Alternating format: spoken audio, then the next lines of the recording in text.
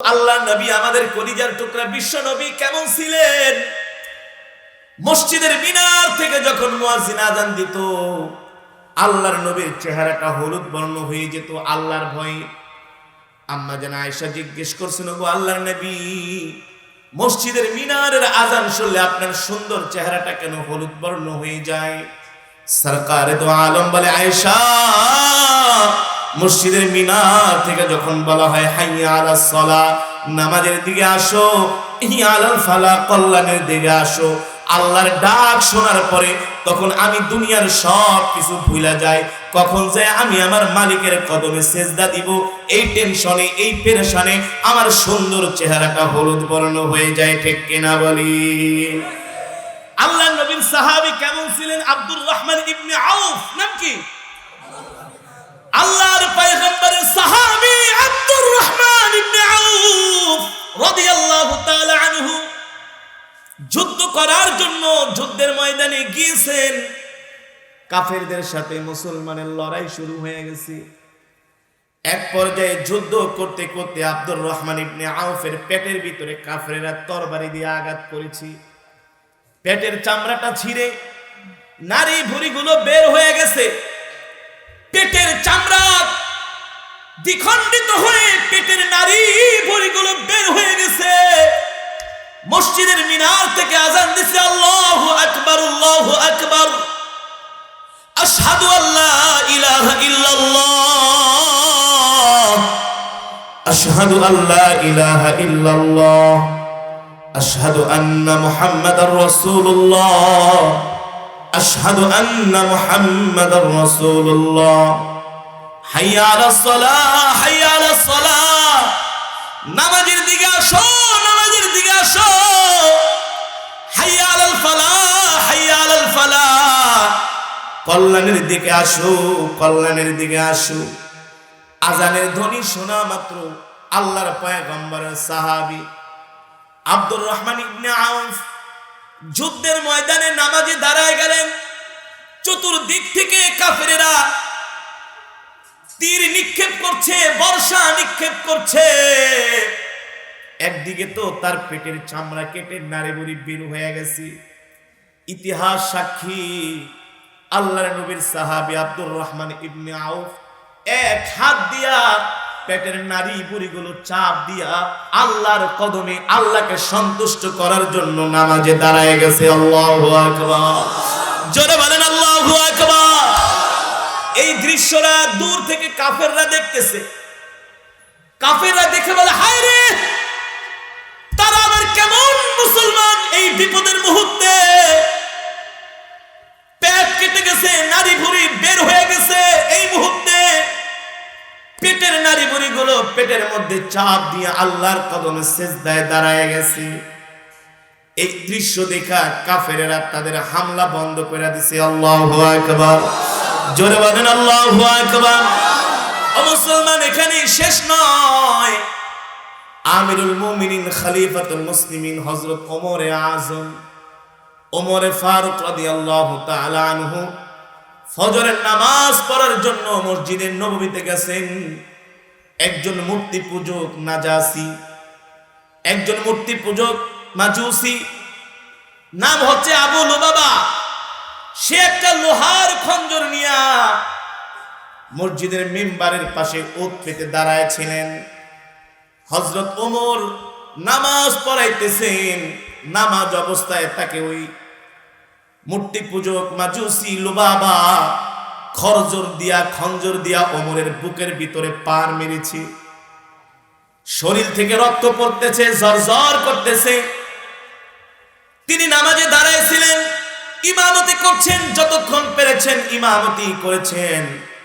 শেষ পর্যায়ে রক্ত এমন ভাবে প্রবাহিত হচ্ছে, আমিরুল মুমিনিন খলিফাতুল মুসলিমিন হযরত ওমর নামাজ ছাড়েন নাই। ওই অবস্থায় তার একজনকে স্থলাভিষিক্ত করে হযরত ওমর পিছনে চলে আসছেন, আর ওই সাহাবীর পিছনে তিনি তার নামাজকে সম্পন্ন করেছেন। আল্লাহু আকবার। আমরা কেমন মুসলমান? আমাদেরকে যদি নামাজ পড়ার জন্য মসজিদে ডাকা হয়, বলে তোমার নামাজ তুমি পড়ো, আমার ঈমান ঠিক আছে, সমাজের মধ্যে এমন কিছু মুসলমান আছে কি আছে না, বলে তোমার নামাজ তুমি পড়ো, আমার ঈমান ঠিক আছে। যারা নামাজ না পড়া বলে আমাদের ঈমান ঠিক আছে, মূলত তাদের ঈমান তো ঠিক নাই, এটা আল্লাহর সাথে তারা ধোঁকাবাজি করছে, ঠিক কিনা বলি। অথচ আল্লাহর নবীর হাদিস, মান তারাকা সালাতান মুতাআম্মিদান ফাকাদ কাফারা, যার মাঝে নামাজ নাই তার মাঝে দ্বীন নাই, ঠিক কিনা বলেন। কাফের আর মুসলমানের মধ্যে পার্থক্য হলো নামাজ। জোরে বলেন কি? কাফের আর মুসলমানের মাঝে পার্থক্য হলো নামাজ। বান্দা যখন নামাজে দাঁড়ায় যায়, আল্লাহর সাথে আর বান্দার সাথে কোনো পর্দা থাকে না, কোনো হিজাব থাকে না। বান্দা যখন নামাজে দাঁড়ায় যায়, সরাসরি আল্লাহ তাআলার কদমে সিজদা দেয়, ঠিক কিনা বলি। ও মুসলমান, আজকে আমরা এমন মুসলমান হয়েছি, জোহরের নামাজে মুসল্লি নাই, আসরের নামাজে মুসল্লি নাই, মাগরিবের নামাজে মুসল্লি নাই, ইশারের নামাজে তো মুসল্লি নাই, ফজরের নামাজে আমাদের মসজিদগুলোতে মুয়াজ্জিন ইমাম আর 2-4 জন বৃদ্ধ লোক নামাজ পড়ে, ঠিক কিনা বলেন। অথচ যুবক, অথচ মুসলমান, তোমাকে আমাকে আল্লাহ যে হায়াতের জিন্দেগি দান করেছেন, এই হায়াতের জিন্দেগির প্রতিটা সেকেন্ড, প্রতিটা মিনিটের হিসাব আল্লাহর কাছে দিতে হবে। হবে কি হবে না? বাদশাহ হারুনুর রশিদের একজন গোলাম ছিল, এই গোলামের নাম হচ্ছে নওয়াজ। নাম কি? বাদশাহ হারুনুর রশিদ সফরে বের হবে, এই অবস্থায় গোলাম এসে বলে, বাদশাহ আমাকে 2 মিনিট সময় দেন। কোথায় যাবা? বলে একটু ওযু করব, মসজিদে যাব, আর 2 রাকাত নামাজ পড়ে চলে আসব। বাদশা ভালো করে জানে তার এই গোলাম সাধারণ কোনো মানুষ না, আল্লাহর ওলি। আল্লাহু আকবার। রাজপ্রাসাদের কর্মচারীগুলো শাহী খাবার খেয়ে রাত্রবেলা নাক টেনে ঘুমায়, আর এই গোলাম নওয়াজ রাত 2টার পরে ঘুমায় না, তাহাজ্জুদের নামাজে দাঁড়ায় যায়। আর জোরে বলেন সুবহানাল্লাহ। বাদশাহ বুজুর্গ, তার খলিফা, তার গোলামও বুজুর্গ। বলে, বাদশাহ সফরে যাওয়ার আগে 2 রাকাত নামাজ পড়া সুন্নত, মেহেরবানি করে 2-3 মিনিট সময় দেন, আমি ওযু করব, 2 রাকাত নামাজ পড়ব, আর সাথে সাথে চলে আসব। বাদশাহ জানে তার গোলাম কত বড় বুজুর্গ, যদি নামাজ পড়ার জন্য অনুমতি না দেয়, আল্লাহর পক্ষ থেকে আযাব আসতে পারে। পারে কি পারে না? বর্তমানে এমন ফ্যাক্টরি আছে নামাজ পড়ার জন্য সময় দিতে চায় না, এমন মালিক আছে নামাজ পড়ার জন্য সময় দেয় না, আছে না? নামাজের টাইমে নামাজ পড়তে গেলে মালিক বলে, মিয়া তুমি একেবারে বড় নামাজি হয়ে গেছো, এমন করে ক্রিটিসাইজ করে কি করে না? ও যুবক, যতই ক্রিটিসাইজ করুক, যতই কটূক্তি করুক, আল্লাহর বিধান থেকে 1 চুল পরিমাণ দূরে সরে আসা যাবে। বাদশা বলল, ঠিক আছে, যাও 2 রাকাত নামাজ পড়ে চলে আসো। গোলাম নওয়াজ ওযু করে মসজিদে ঢুকলেন, আর 2 রাকাত নামাজ পড়লেন। 2 রাকাত নামাজ পড়ার জন্য দাঁড়ায় গেলেন। গোলাম নামাজের কেরাত পড়ে যখন রুকুতে গেলেন, সিজদায় গেলেন, 1 রাকাত পড়লেন। 1 রাকাত পড়তে পড়তে 2 মিনিট তো দূরের কথা, 10 মিনিট শেষ। কয় মিনিট? বাদশা সফরে বের হবে, তার প্রোটোকল রেডি, নিরাপত্তা বাহিনী রেডি, পুলিশ প্রধান, র্যাব, আর্মি সব রেডি। এখন এই সময় যদি একটা সাধারণ গোলামের জন্য দেরি করে, এবার বুঝেন অন্যান্য বড় বড় কর্মচারীরা কেমন রাগ করতে পারে, আর বাদশাকে কেমন ধমকায়। বলে, বাদশা 2 টাকা একটা গোলামের জন্য, 24 নম্বর সিরিয়ালের একটা কর্মচারীর জন্য আপনি আমাদেরকে দেরি করাইতেছেন, স্যার তাড়াতাড়ি করে যেতে হবে। কিন্তু বাদশা তো জানে তার এই রাজপ্রাসাদের যত বড় বড় কর্মকর্তা আছে সবগুলা হচ্ছে চোর। সবগুলা কি? চোর। এগুলা চাল চুরি করে, ডাল চুরি করে, গম চুরি করে, তেল চুরি করে, রড চুরি করে, মহাসড়কের আলকাতরা পর্যন্ত চুরি করে খেয়ে ফেলে। যারা বলতেছে, বাদশা 24 নম্বর একটা গোলামের জন্য আপনি আমাদেরকে দেরি করাইতেছেন, বাদশা মনে মনে করে, তোরা তো চোর, কিন্তু যার জন্য আমি দেরি করতেছি সে চোর না।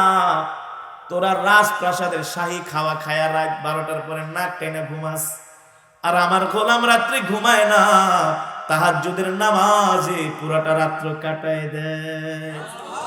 আরো জোরে বলেন সুবহানাল্লাহ। ইন্নাল হামদালিল্লাহি নাহমাদুহু ওয়া নাস্তাঈনুহু ওয়া নাস্তাগফিরুহু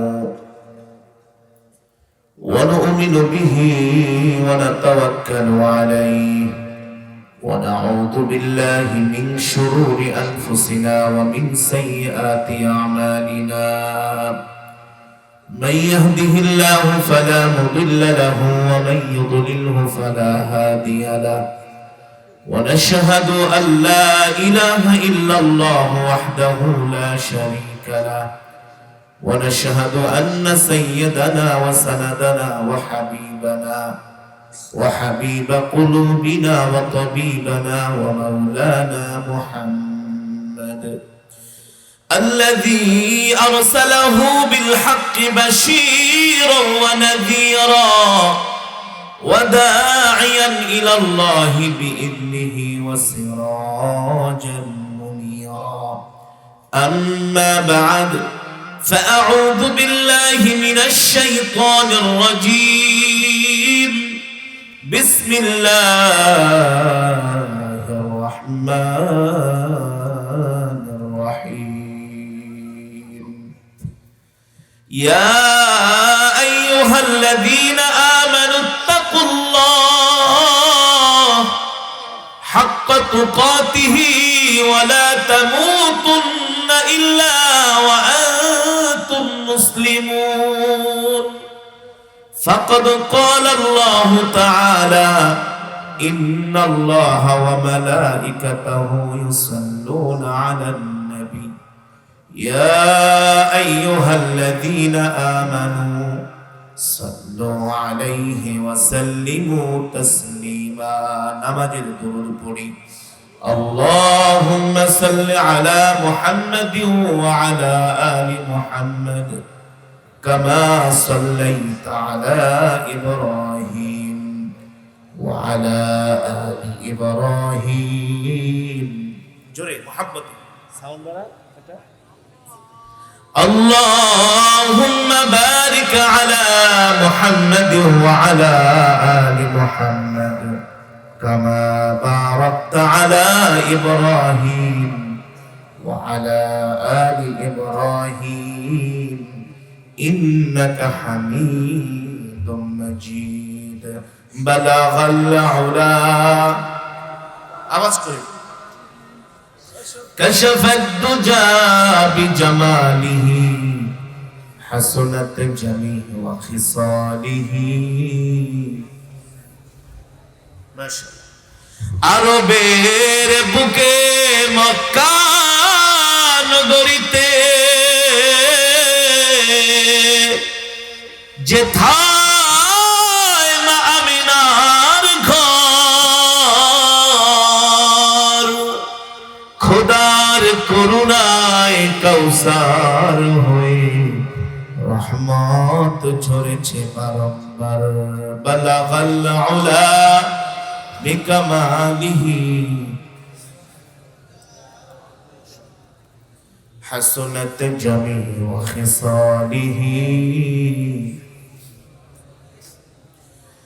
আসুন চোখ দুটি বন্ধ করে হৃদয়টাকে নরম করে মৃত্যুর কথা স্মরণ করে কিছুক্ষণ সময় আল্লাহ তাআলার নামে জিকির করি। লা ইলাহা ইল্লাল্লাহ, লা ইলাহা ইল্লাল্লাহ, লা ইলাহা ইল্লাল্লাহ, লা ইলাহা ইল্লাল্লাহ, লা ইলাহা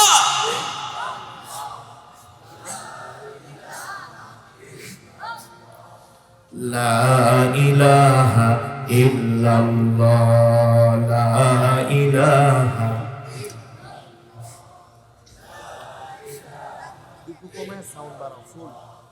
لا إله إلا الله، لا إله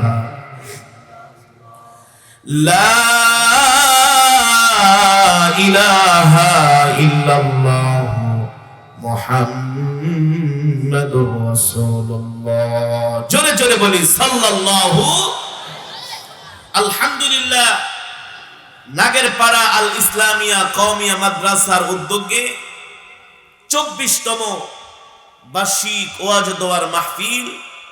উক্ত মাহফিলের মান্যবর শ্রদ্ধাভাজন সভাপতি, প্রধান অতিথি, বিশেষ অতিথি, আইম্মায়ে মাসাজিদ, দিগার হযরতে উলামায়ে কেরাম, তলাবায়ে ইলম, দূর দূরান্ত থেকে আগত দিন প্রিয়, ইসলাম প্রিয় আমার কলিজার টুকরা যুবক বন্ধুরা, বৃদ্ধ বাবারা, পর্দার অন্তরালে সম্মানিত মা ও বোনেরা, রব্বে করিমের দরবারে লাখো কোটি শুকর, যে মহান রব্বে করিম আজকে আমাদেরকে এত সুন্দর কোরআন ও হাদিসের মাজমা, জান্নাতের বাগান।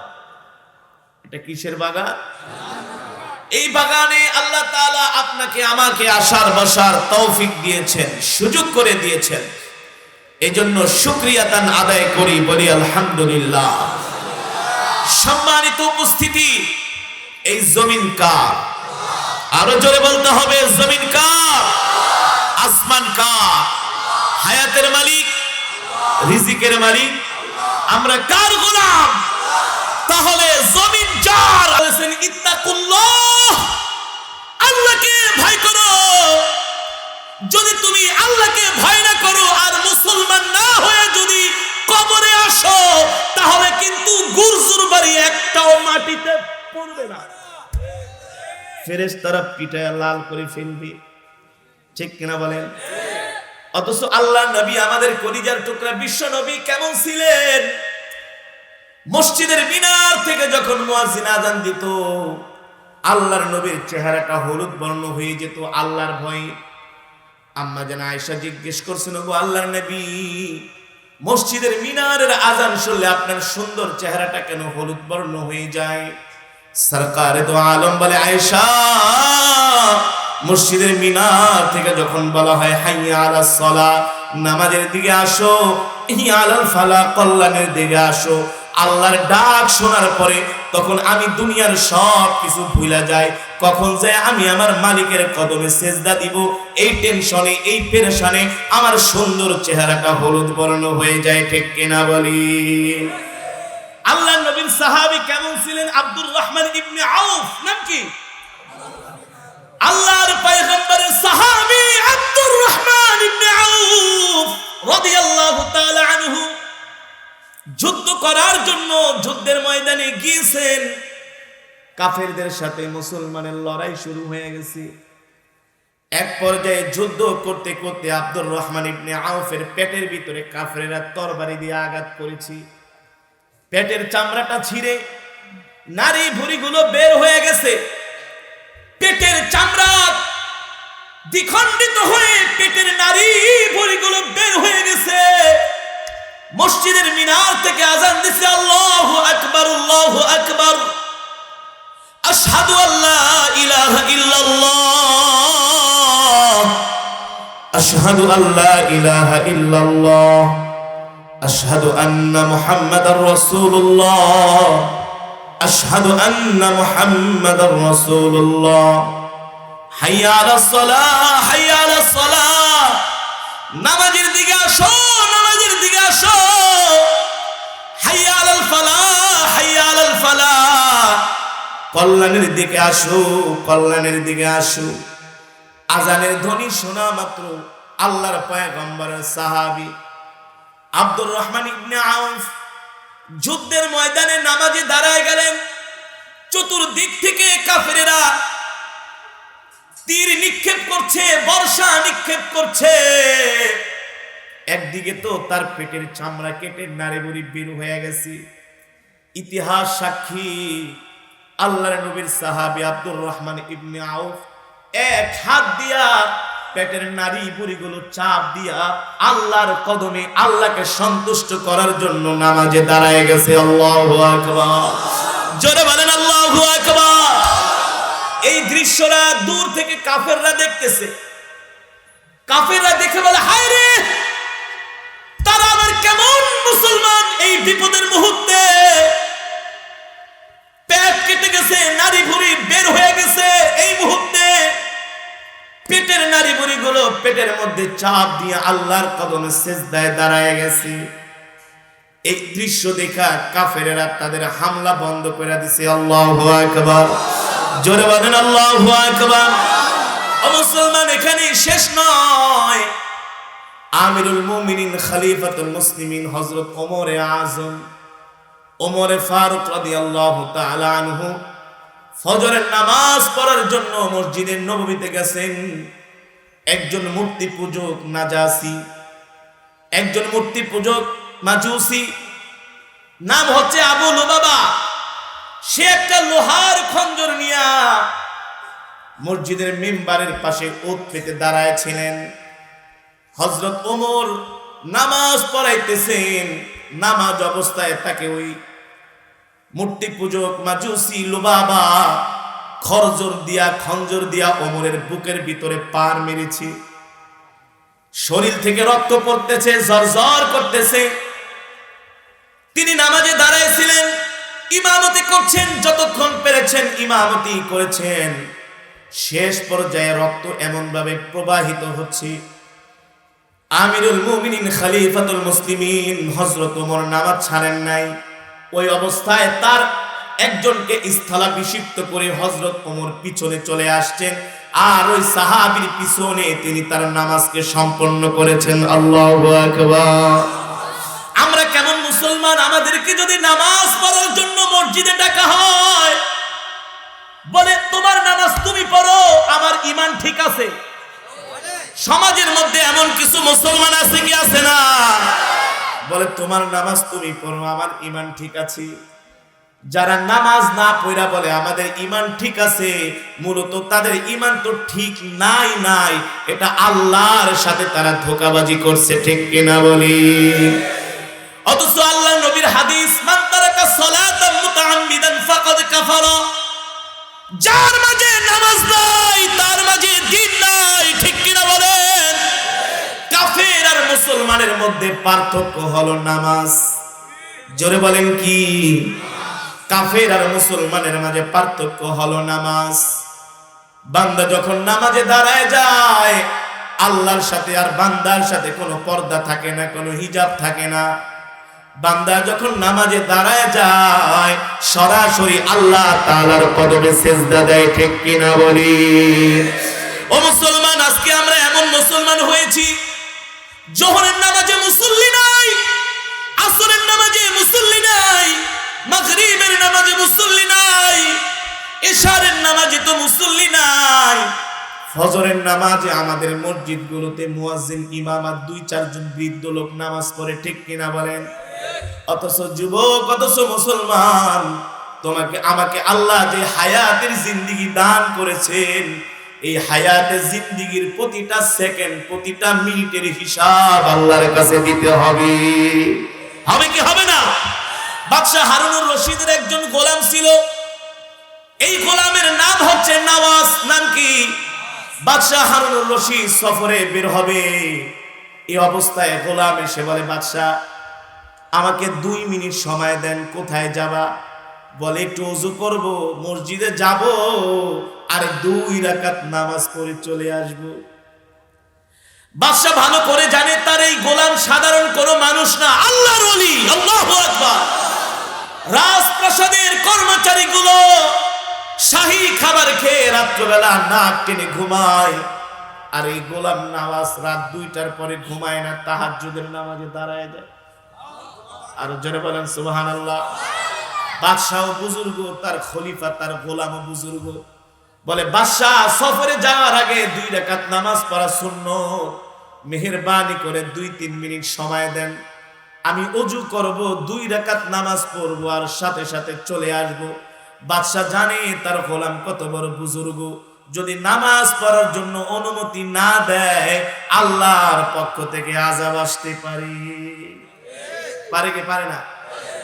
বর্তমানে এমনও ফ্যাক্টরি আছে নামাজ পড়ার জন্য সময় দিতে চায় না, এমন মালিক আছে নামাজ পড়ার জন্য সময় দেয় না, আছে না? নামাজের টাইমে নামাজ পড়তে গেলে মালিক বলে, মিয়া তুমি একেবারে বড় নামাজি হয়ে গেছো। এমন করে ক্রিটিসাইজ করে কি করে না? ও যুবক, যতই ক্রিটিসাইজ করুক, যতই কটূক্তি করুক, আল্লাহর বিধান থেকে এক চুল পরিমাণ দূরে সরে আসা যাবে। বাদশা বলল, ঠিক আছে, যাও যাও, 2 রাকাত নামাজ পড়ে চলে আসো। গোলাম নওয়াজ ওযু করে মসজিদে ঢুকলেন আর 2 রাকাত নামাজ পড়লেন। 2 রাকাত নামাজ পড়ার জন্য দাঁড়ায় গেলেন। গোলাম নামাজের কেরাত পড়ে যখন রুকুতে গেলেন, সিজদায় গেলেন, 1 রাকাত পড়লেন। 1 রাকাত পড়তে পড়তে 2 মিনিট তো দূরের কথা, 10 মিনিট শেষ। কয় মিনিট? বাদশা সফরে বের হবে, তার প্রোটোকল রেডি, নিরাপত্তা বাহিনী রেডি, পুলিশ প্রধান, র‍্যাব, আর্মি সব রেডি।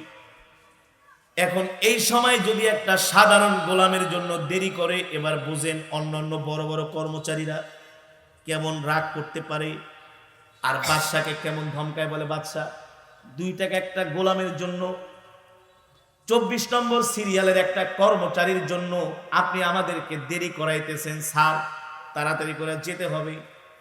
কিন্তু বাদশা তো জানে তার এই রাজপ্রাসাদের যত বড় বড় কর্মকর্তা আছে সবগুলা হচ্ছে চোর। সবগুলা কি? চোর। এগুলা চাল চুরি করে, ডাল চুরি করে, গম চুরি করে, তেল চুরি করে, রড চুরি করে, মহাসড়কের আলকাতরা পর্যন্ত চুরি করে খেয়ে ফেলে।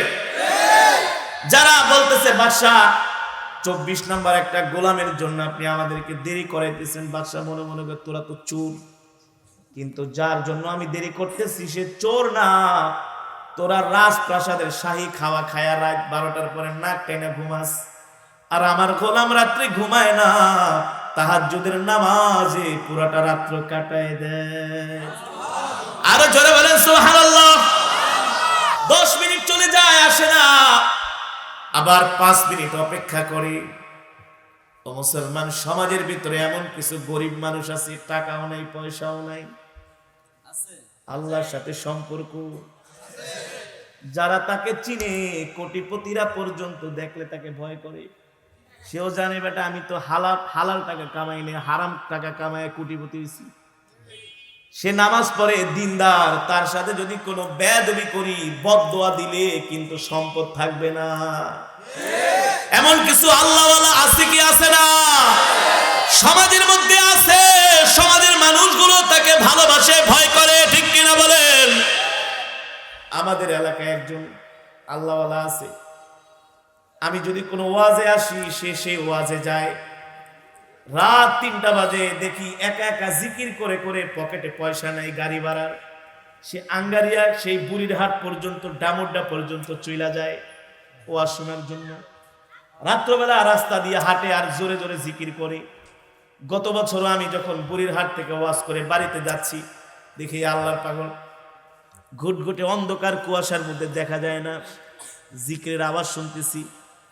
ড্রাইভার গাড়ি চালাচ্ছে, আমি গাড়িটা থামাকি, দেখি যাই দিয়া জিকির করতেছে। আমি দেখা জড়ায় ধরছি। কই গেছিলেন?